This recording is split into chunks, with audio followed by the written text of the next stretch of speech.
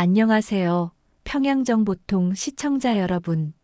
오늘은 북한 엘리트 중에 엘리트 고려항공 기장과 미녀 승무원의 탈북 이야기입니다. 이분들은 북한 내 최상류층으로 살았던 분들인데 무슨 이유로 탈북을 하셨는지 궁금하시죠? 좋아요와 구독을 누르고 한번 들어볼까요? 북한의 조종사들은 단순한 비행사가 아니었어요. 우리는 당의 충성을 상징하는 상위 5% 엘리트 계급이었고, 혁명 열사 가족과 같은 핵심 계층 출신들이 많았죠. 공군 조종사가 되면 모두 조선노동당원이 되어야 했고, 그 명단에 포함된다는 것만으로도 막대한 권력이 주어졌어요.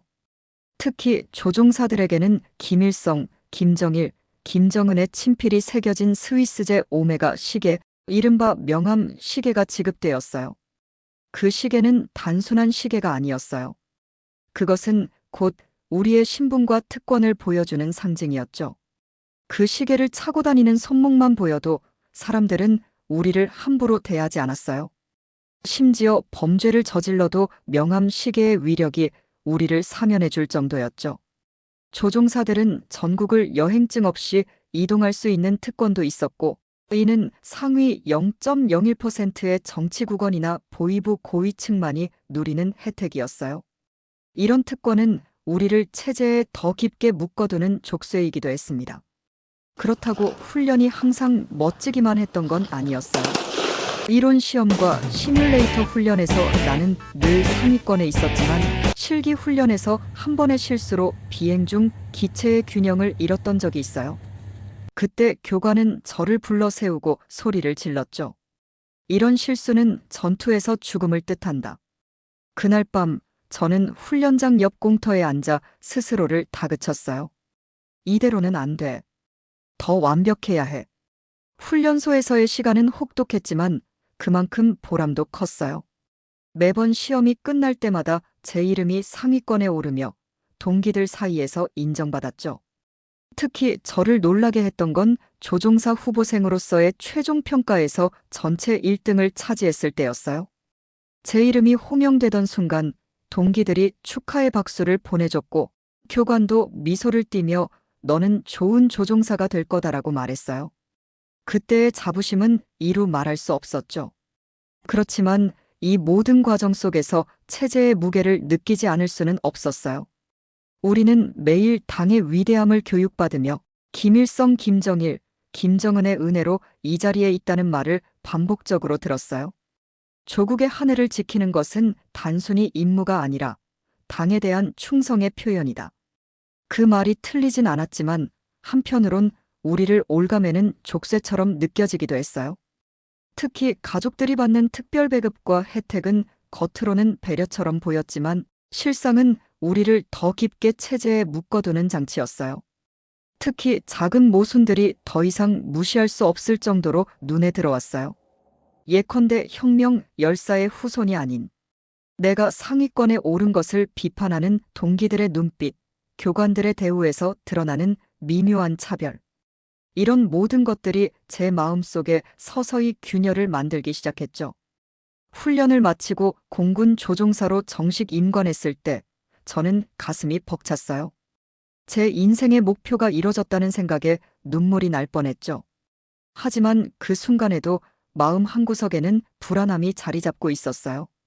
이 모든 영광이 당의 의지에 따라 언제든 사라질 수 있다는 사실을 알기 때문이었죠. 훈련소 시절 만난 한 동기는 저에게 이런 말을 했어요.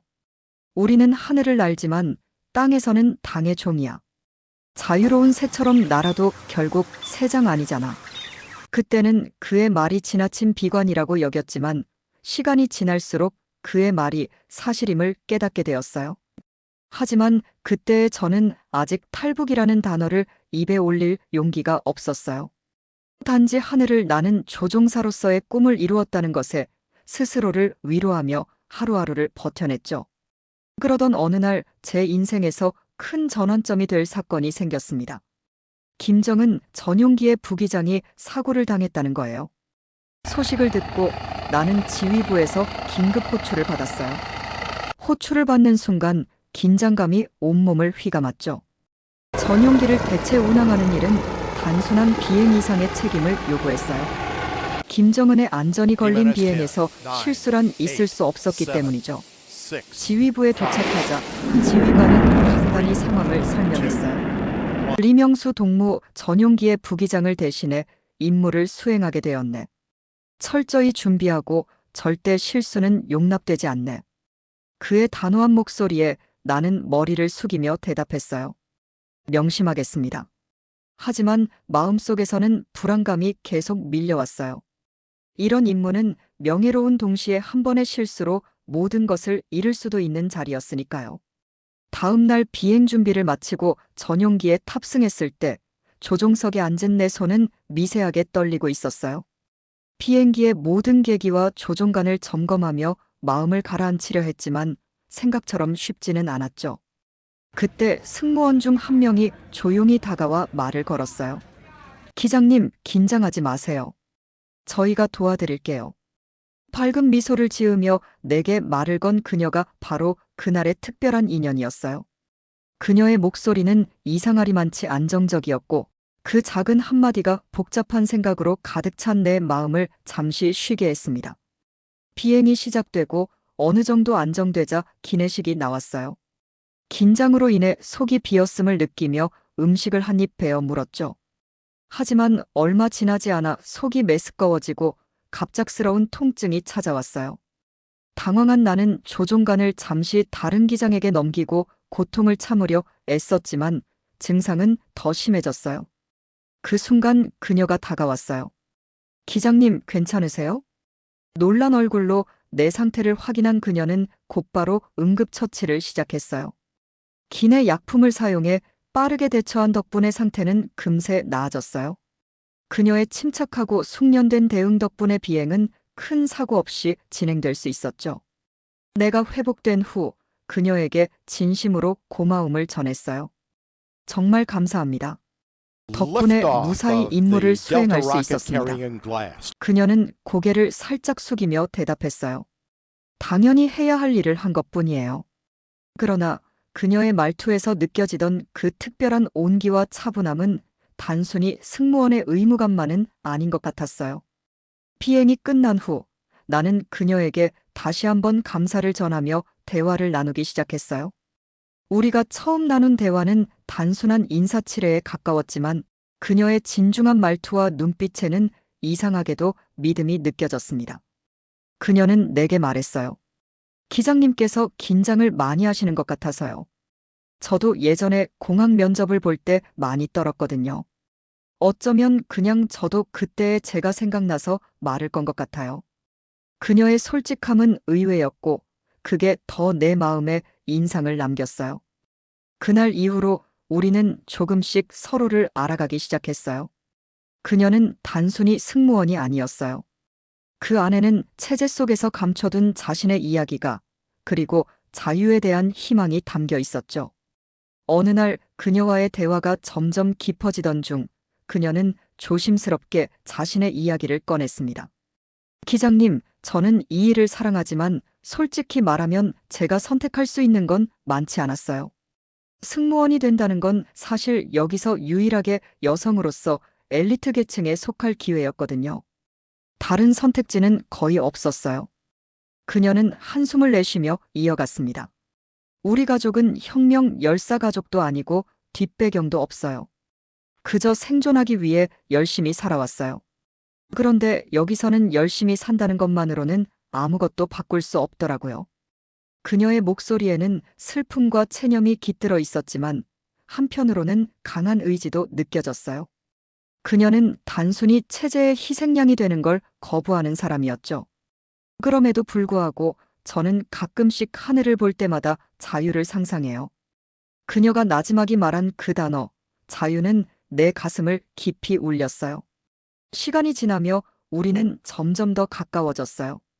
그녀와의 대화는 항상 즐거웠고 그녀는 내게 체제 속에서 느끼던 답답함을 덜어주는 존재가 되었어요. 어느 날 그녀가 내게 말했어요. 기장님, 하늘을 나는 것도 좋지만 가끔은 땅 위의 작은 행복도 소중히 생각해 보세요. 그 말은 단순히 위로를 넘어 내 마음에 깊이 새겨졌어요. 그녀와 함께 있으면 내가 느끼는 긴장과 불안이 사라지는 것 같았어요. 하루는 그녀와의 이야기가 김정은 전용기의 운영과 체제의 부조리에까지 이어졌어요. 그녀는 조심스러웠지만 목소리에는 확고한 결의가 담겨 있었습니다. 이 체제가 우리가 가진 모든 걸 통제하잖아요. 하지만 언젠가는 우리가 바꿀 수 있지 않을까요? 그녀의 말에 나는 한참 동안 침묵했어요. 그런 말을 하는 것은 위험했지만 그만큼 진실했고 나 또한 그런 생각을 품고 있었으니까요. 그날 밤 나는 처음으로 체제의 틀에서 벗어나는 상상을 했습니다. 그녀는 나에게 단순히 조종사로서의 직업적인 안정감을 넘어 자유에 대한 열망을 심어준 사람이었어요. 하늘은 여전히 아름다웠지만 그녀와 함께라면 세상 밖으로도 날아볼 수 있겠다는 생각이 들었죠. 그녀와의 만남은 단순히 업무적 관계를 넘어 내 삶에 새로운 의미를 부여하는 순간이 되었어요. 하늘에서 시작된 이 인연은 나에게 점점 더 커다란 의미로 자리 잡고 있었어요. 그녀는 단순히 나의 긴장을 풀어준 승무원이 아니라 내가 이 체제에서 느꼈던 답답함과 고립감을 덜어주는 특별한 존재가 되었죠. 고려항공 내부의 구조는 단순히 항공사가 아니라 체제의 축소판이었어요. 모든 좌석 배치는 철저한 서열에 따라 결정되었고 고위 간부들은 이 좌석 배치를 자신의 권력을 과시하는 도구로 사용했죠. 승무원들은 항상 그들의 눈치를 보아야 했고 그 서열은 단순히 업무의 지침이 아니라 권력의 위계를 상징했어요. 간부들은 종종 권력을 남용하며 승무원들에게 추파를 던졌고 그들의 부름을 거부하는 건 상상조차 할 수 없는 일이었죠. 한 번은 비행 중 한 고위 간부가 승무원들에게 필요 이상으로 명령을 내리고 심지어 승객들 앞에서 큰 소리로 질책하는 모습을 목격했습니다.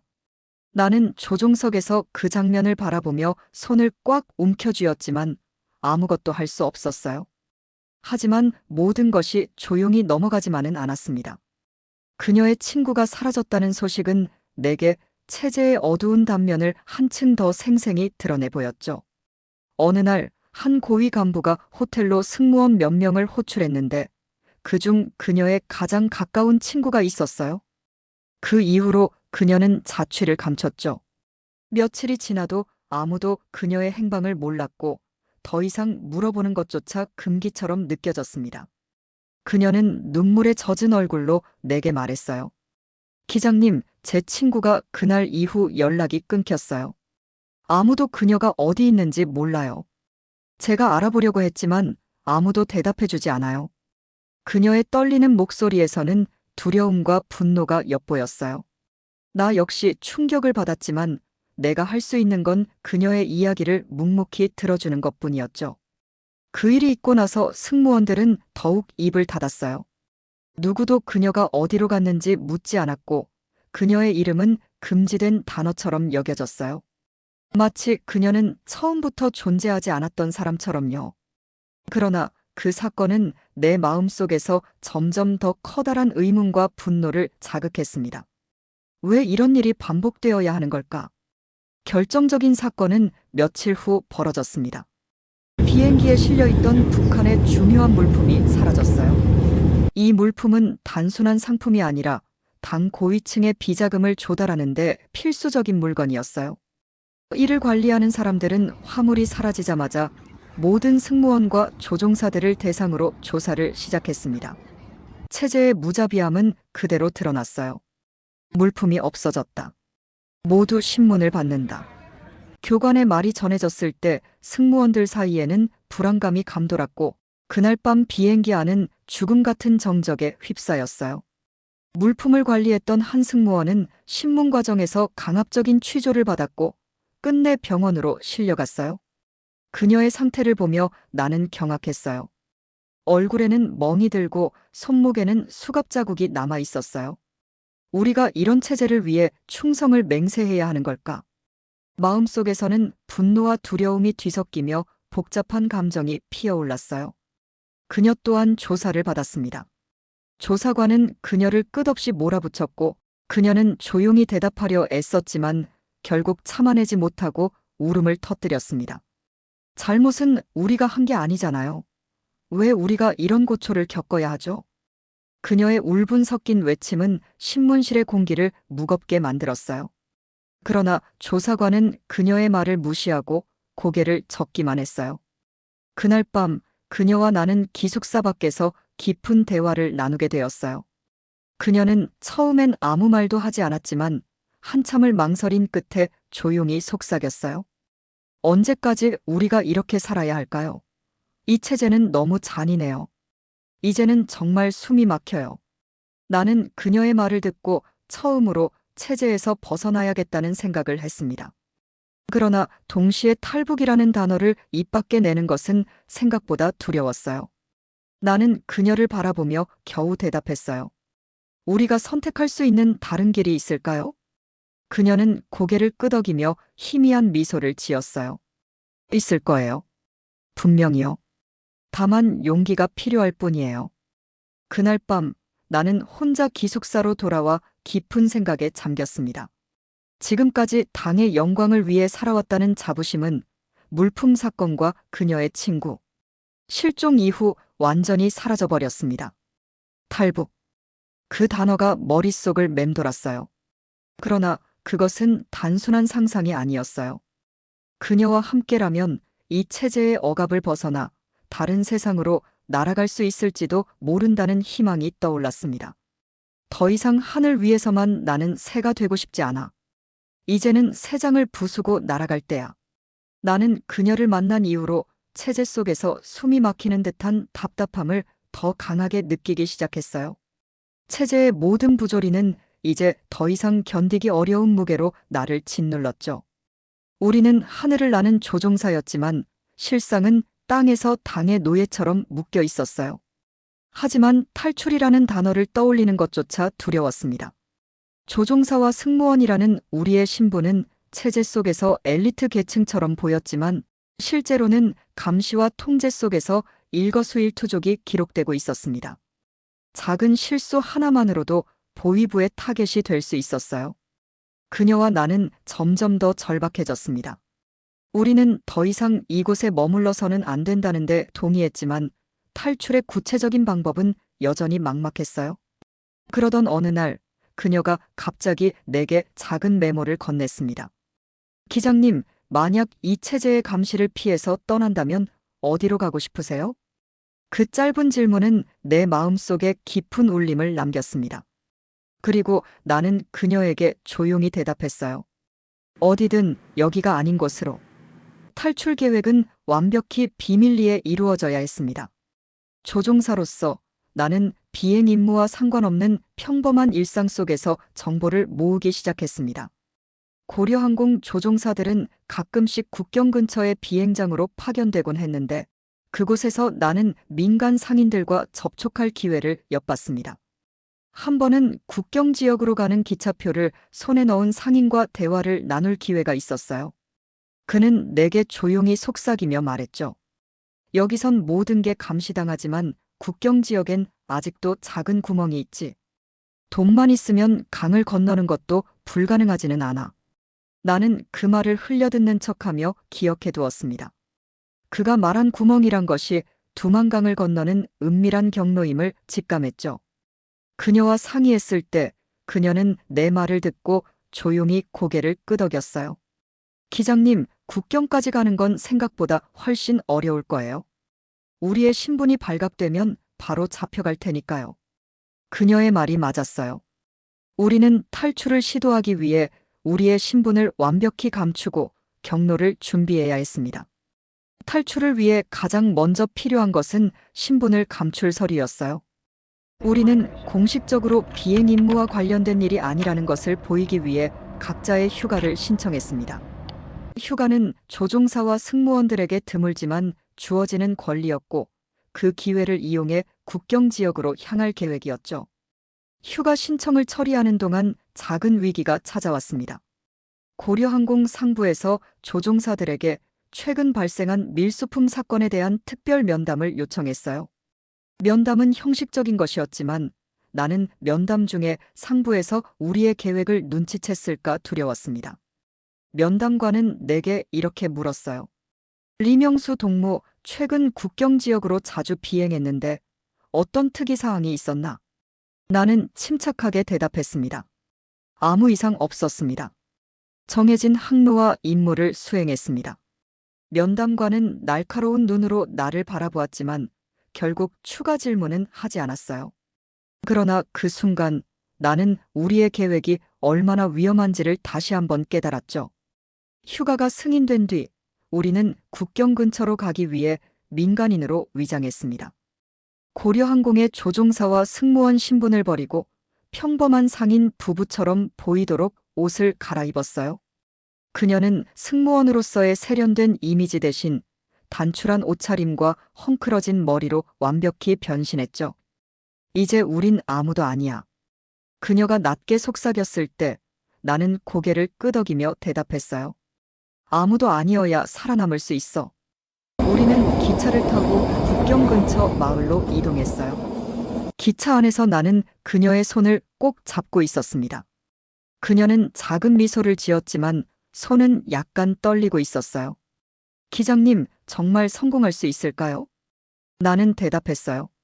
성공해야만 해.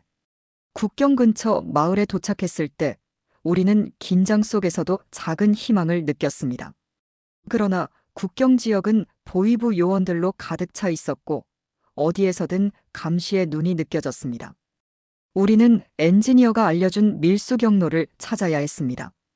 그 경로는 국경을 넘어가는 밀수업자들 사이에서만 공유되는 비밀스러운 루트였죠. 우리는 좁은 골목길을 돌아다니며 작은 포장마차에서 정보를 캐내려 했습니다. 그러다 한 가게 주인이 조용히 속삭였어요. 강을 건너려면 현금이 필요해. 그런데 위험해. 걸리면 바로 끝이야. 우리는 그에게 준비해온 현금을 건넸습니다. 그는 잠시 망설이다가 작은 쪽지를 내밀었어요. 밤 11시 강 근처의 나무 다리로 가라. 거기서 기다려라. 우리는 그날 밤 나무다리 근처에서 안내자를 만났습니다. 그 남자는 작은 나룻배를 준비해 놓고 우리를 태웠습니다. 두만강은 차갑고 어두웠으며 강 건너편의 희미한 불빛이 우리에게 자유의 가능성을 암시하고 있었죠. 그러나 강을 건너기 직전 멀리서 보위부 요원들의 플래시가 빛나는 것을 보았습니다. 멈춰라. 그들의 목소리가 강 위로 울려 퍼졌고 우리는 모두 긴장했습니다. 고개 숙이고 조용히 있어. 밀수업자가 소리쳤습니다. 나는 그녀를 끌어안으며 속삭였어요. 괜찮아. 우린 해낼 거야. 그날 밤 우리는 두만강을 무사히 건넜습니다. 안내자가 나룻배를 몰고 강 중간에 다다랐을 때 보위부의 플래시가 더 이상 닿지 않는 지점으로 들어섰습니다. 그제야 우리는 안도의 한숨을 내쉴 수 있었어요. 그녀는 강바람에 얼굴이 얼었는지 손을 뺨에 대고 조용히 눈을 감고 있었어요. 우리가 정말 해냈어요, 기장님. 그녀가 작은 목소리로 속삭였습니다. 나는 그녀의 손을 꼭 잡으며 대답했어요. 이제부터는 새로운 시작이야. 탈북 후 우리는 중국에서 한 달 동안 숨어 지내야 했습니다. 북한의 요원들이 우리를 찾기 위해 중국 내 탈북자들까지 추적하고 있다는 소식을 들었기 때문이었죠. 그러나 그녀와 함께였기에 그 시간마저도 견딜 수 있었습니다. 기장님, 여기서도 우리가 이렇게 도망쳐야 하는 건 너무 서글프네요. 나는 그녀에게 조용히 말했어요. 곧 끝날 거야. 우리가 도착할 곳은 달라. 그곳에선 진짜 자유를 찾을 수 있어. 마침내 우리는 선교사님의 적극적인 도움을 받아 한국으로 들어오는 비행기에 올랐습니다. 비행기가 인천공항에 착륙할 때 우리는 서로를 끌어안고 눈물을 흘렸습니다. 평생 조국의 하늘을 나는 것이 꿈이었던 내가 이제는 다른 나라의 하늘 아래 서 있다는 사실이 믿기지 않았습니다. 한국에서의 첫날은 혼란스럽고도 낯설었습니다. 도로에서 끊임없이 지나가는 많은 자동차, 사람들의 빠른 걸음걸이와 표정 없는 얼굴들. 밤인지 낮인지 구분 안 가는 밝은 불빛. 모든 것이 새롭고 압도적이었죠. 국정원에서 조사를 받고 정부지원센터에서 우리는 탈북민 정착 교육을 받았습니다. 한국의 역사, 경제, 문화, 그리고 새로운 삶에 필요한 실질적인 정보들을 배웠어요. 그러나 가장 힘들었던 건 마음의 낙오감이었어요. 그녀는 적응 과정에서 종종 울음을 터뜨리곤 했습니다. 기장님, 여긴 너무 달라요. 그동안 우리가 배우고 알던 사실들이 다 거짓이고 새로운 지식들을 처음부터 배워야 하는 초등학교 1학년 같아요. 말은 같은데 단어의 뜻이 다르고 사용하는 단어도 너무도 생소한 게 많아 정말 처음 학교에 입학한 초등학생 같은 기분이 들어요. 나는 그녀를 달래며 말했죠. 괜찮아.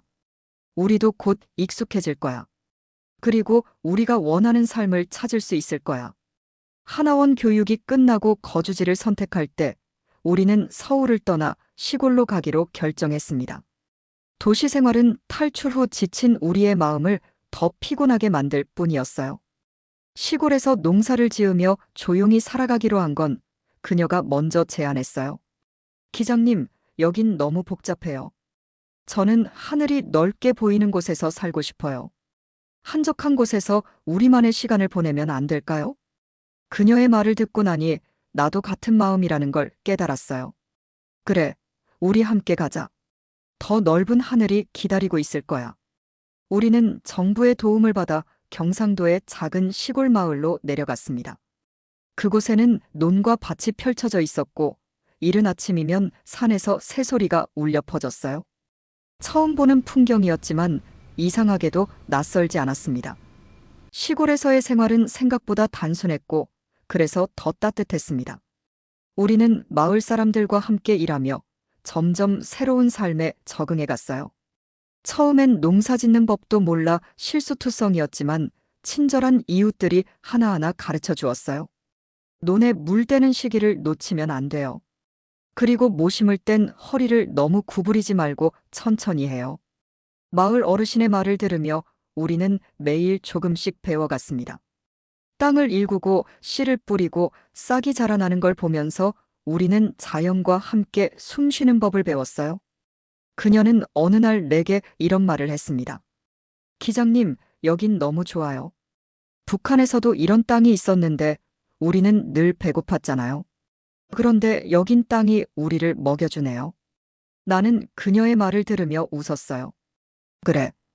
이제 우리가 지켜야 할 하늘은 여기가 된 것 같아.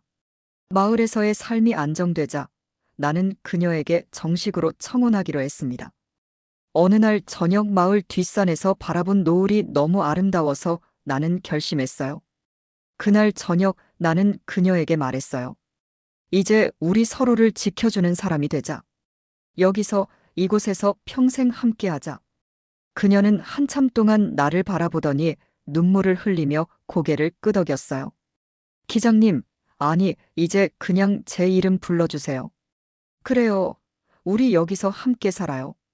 우리의 결혼식은 소박했지만 따뜻했어요. 마을 주민들이 모두 모여 우리의 결혼을 축하해 주었고, 논두렁 옆 작은 교회에서 간단한 식을 올렸습니다. 웨딩드레스를 입고 서 있는 그녀는 천사였습니다. 나는 그 모습이 세상에서 가장 아름답다고 생각했어요. 나무와 수풀이 놀랍도록 울창한 동네 뒷산과 평화롭고 풍요로운 시골 마을에서 결혼 후 우리는 작은 논과 밭을 가꾸며 평화로운 삶을 이어가고 있습니다. 휘딱은 비행기를 바라볼 때면 나는 과거의 기억이 떠오르곤 했지만 그것이 이제는 아프게 느껴지지 않았습니다. 지금도 하늘이 좋으세요? 그녀가 물었을 때 나는 대답했어요. 이제 내가 지키고 싶은 건 하늘이 아니라 너야. 우리가 함께하는 이 땅이야. 이곳은 우리 부부가 가장 젊은 사람이라 마을 어르신들의 사랑을 듬뿍 받고 잘 살고 있습니다. 한국으로 올 수 있게 도움을 주신 중국에서 만난 선교사님께 진심으로 감사드립니다. 시골에 정착하여 새로운 삶을 살 수 있게 끊임없이 살피고 따뜻한 마음으로 도와주신 여러분들에게도 진심을 다해 감사를 드립니다. 사랑하는 사람과 이웃의 사랑까지 받으며 행복하게 사신다니 정말 좋으네요. 시골에서 농사일을 하며 마음의 평화를 찾으셨다니 인생의 고수인 것 같은 생각이 드네요.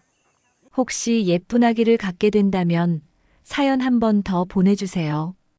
예쁜 사랑하며 행복하세요. 평양정보통 시청자와 함께 축복을 보내드립니다.